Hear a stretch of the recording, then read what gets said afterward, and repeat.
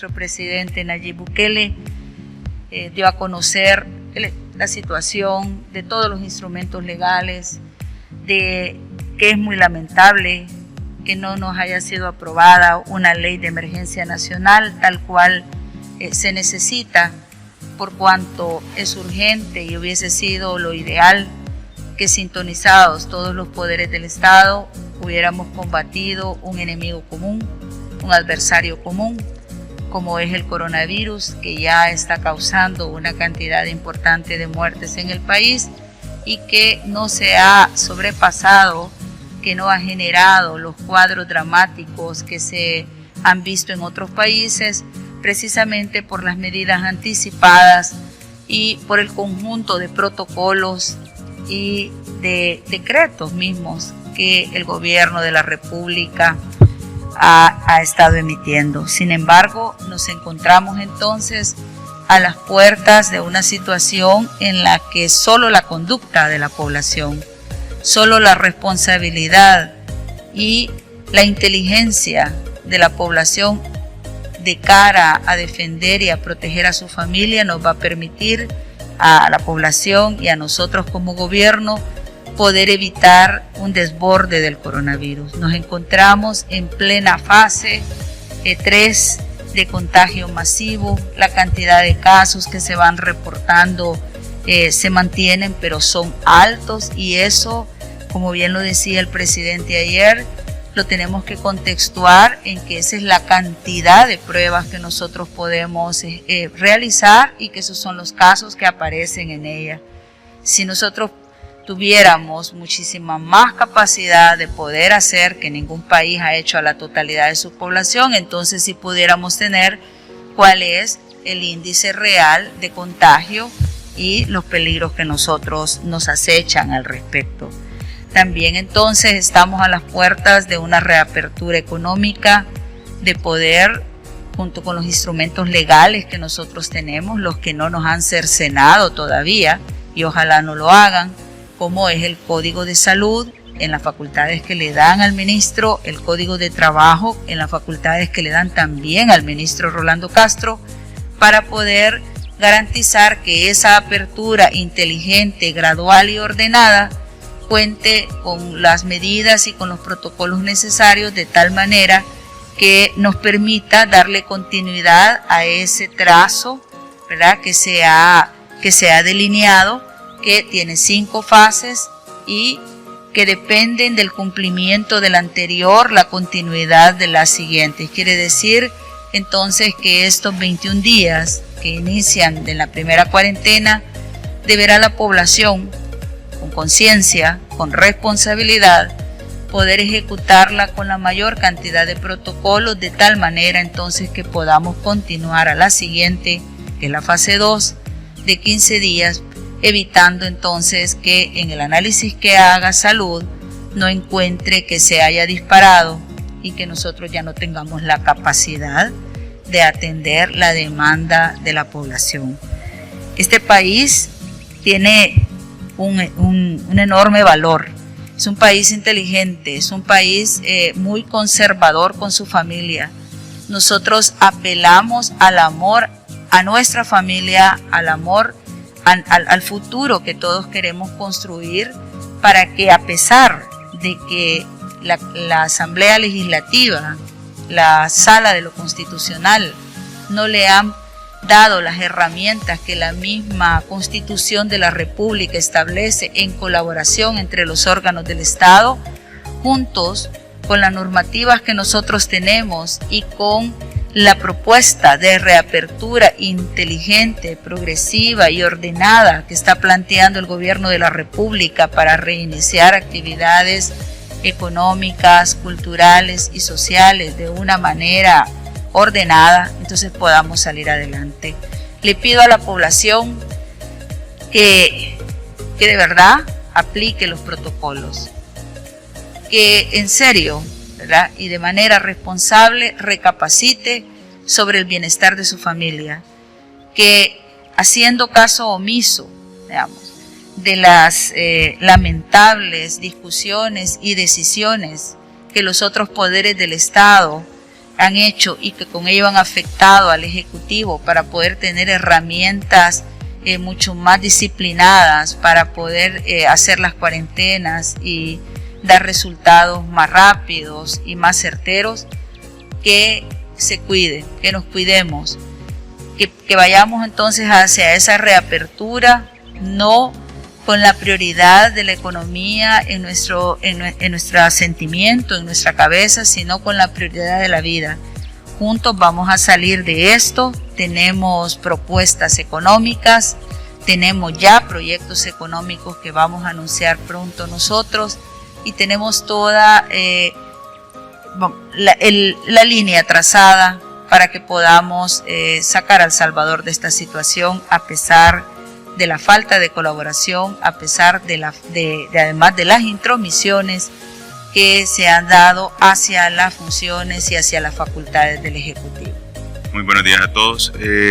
Definitivamente quiero iniciar este día anunciando la pérdida de 2 vidas de salvadoreños y sobre todo 2 vidas de un personal que está de frente en el manejo de esta pandemia. Se trata del caso específico pues de 2 integrantes en el sistema de salud, uno de 66 años, uno de 54 años, pues que han perdido la vida a causa de esta enfermedad. Definitivamente para nosotros es sumamente triste ver cómo se pierden vidas salvadoreñas ante esta pandemia, y más cuando se trata de personal que ha arriesgado su vida, que ha dado su vida por salvaguardar la vida de otro salvadoreño en el contexto de esta pandemia. Y es por eso que es de suma importancia que la población salvadoreña comprenda que las medidas de prevención, que las medidas de distanciamiento físico, que las medidas que van relacionadas a cuidarse, a ese autocuido, ¿verdad?, en el contexto de la pandemia son sumamente importantes.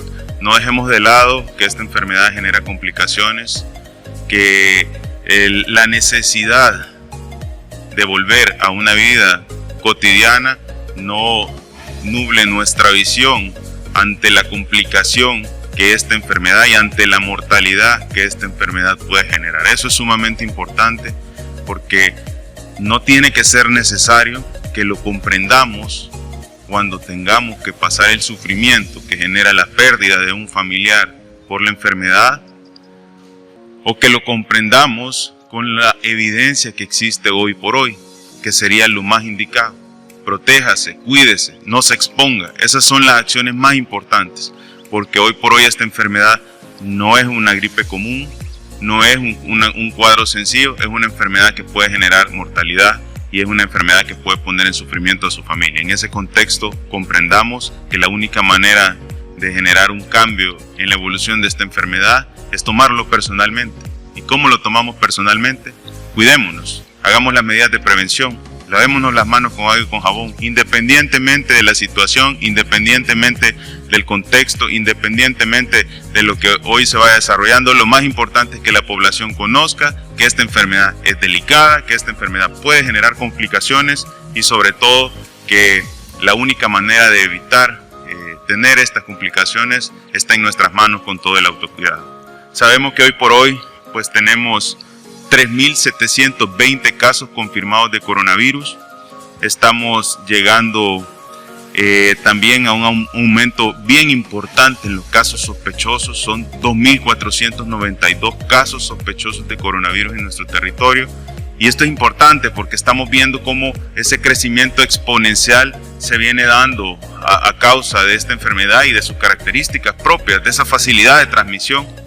Se siguen realizando pruebas, son 123.360 pruebas las que se han realizado hoy por hoy en nuestro territorio, y es importante también pues que comprendamos que todas estas cifras y todas estas decisiones se basan precisamente en los resultados de estas pruebas de laboratorio. Pero estas pruebas de laboratorio no representan al 100% de los salvadoreños. Es una muestra debido a la capacidad, y a la dificultad que genera el procesamiento de estas pruebas. A pesar de eso, El Salvador sigue siendo no solo uno de los países con más cantidad de pruebas en la región, sino que un país tan pequeño que puede llegar a tener incluso la mitad de las pruebas que han realizado un país de un tamaño mucho mayor a El Salvador. Un ejemplo de eso es México, tiene cerca de 200.000 pruebas realizadas, y El Salvador, con un territorio mucho menor, estamos realizando esta cantidad. ¿Y por qué se debe a estas pruebas? Definitivamente porque sabemos que para poder conocer cuál es el desarrollo de la enfermedad se tiene que tener preciso cuál es la condición. Pero aún así no son suficientes, aún así van a hacer falta pruebas, o van a haber casos de pacientes que pueden tener la enfermedad y que definitivamente no lo sabemos, o no podemos confirmarlo, o no podemos certificarlo porque no tienen esa prueba de laboratorio, y eso se llama subregistro. Eso no solo pasa en El Salvador, eso pasa en todos los países del mundo, y varios de ellos han expresado en múltiples medidas cuáles son las características de este subregistro. Es importante mencionar que cuando una población se expone a la enfermedad, definitivamente aumentan los casos confirmados, y a mayor exposición en el contexto en el que se pueda aplicar, independientemente esto se llama reapertura, independientemente esto se llama desescalada, por ende vamos a tener mayores casos confirmados. Y es por eso que se tienen indicadores en salud que van enfocados a poder ir midiendo cuál es el desarrollo de la enfermedad luego de esta estrategia y luego de esta reapertura que debe ser controlada. Y lo más importante es que cada salvadoreño lo tome personal. Sin embargo, necesitamos tener preparado todo lo necesario para poder dar atención. Los hospitales están hoy por hoy tratando de dar atención a toda la cantidad de pacientes que puedan llegar a consultarse. Están incrementando las diferentes fases, como ustedes pueden ver, del desarrollo para la utilización de las unidades de cuidados intensivos. Pero también, desgraciadamente, tenemos que prepararnos para situaciones que pueden llegar a ser complicadas. Desde un inicio se ha planificado, y hoy por hoy ya se tienen incluso 3 morgues móviles que definitivamente van a llegar en algún momento a poder, o primero Dios no sea así, pero a tener que utilizarse, y debemos estar preparados para el manejo de todas las posibilidades. En ese contexto, yo le pido a la población salvadoreña, lo más importante es que se cuide, lo más importante es que no se exponga, porque la realidad de esta enfermedad es que puede generar muchas complicaciones. Debemos ser responsables, más en los grupos de jóvenes. ¿Por qué? Porque iniciar una reapertura no significa volver a la actividad cotidiana. Hemos visto cómo grupos de los 20 a los 59 años, que si bien es cierto es un grupo que generalmente es el grupo laboral, está teniendo mayor incidencia en la cantidad de casos confirmados, y en ese sentido no quiere decir que no pueda afectarle a una persona joven. Hemos visto cómo esta enfermedad puede generar complicaciones, lo mencionábamos hace el día martes, falleció un niño de 11 años. Entonces esta enfermedad no respeta edades, no respeta sexo, no respeta estado sociocultural. Entre más exposición, más contaminación por la enfermedad. Entre más contaminación por la enfermedad, pues siempre va a existir ese porcentaje que va a requerir un tratamiento mucho más agresivo, y que por ende aumenta las posibilidades de mortalidad. En ese sentido, debemos continuar con todo lo necesario. La responsabilidad para dar ese acompañamiento por parte del Ministerio de Salud siempre va a estar a disposición. Es difícil que se nos quiten las herramientas para poder ir implementando todo lo necesario en el contexto del manejo, pues, de esta pandemia, y de esa manera pues no se afecta al gobierno, se afecta a la población salvadoreña. Hoy por hoy lo más importante es que todos conozcamos la gravedad de esta enfermedad. Van a haber interrogantes, van a haber dificultades, no es un manejo perfecto el que va a tener cualquier país, definitivamente hay dificultades, pero lo más importante hoy por hoy es que la población salvadoreña comprenda que debe protegerse, y sobre todo que debe cumplir todas las medidas de prevención que constantemente hemos mencionado. Utilice su mascarilla, lávese las manos con agua y con jabón, no se toque la cara, la boca, los ojos o la nariz. Esas son las únicas medidas que han demostrado eficiencia.